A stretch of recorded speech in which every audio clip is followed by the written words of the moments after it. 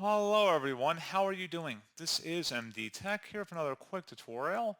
In today's tutorial, I'm going to show you guys how to hopefully resolve if the generic USB hub is missing or not showing up on your Windows 10 or Windows 11 computer. So this could definitely be a frustrating issue, and in today's tutorial, I'm going to show you guys how to hopefully resolve it without too much of a hassle. And without further ado, let's go ahead and jump right into it.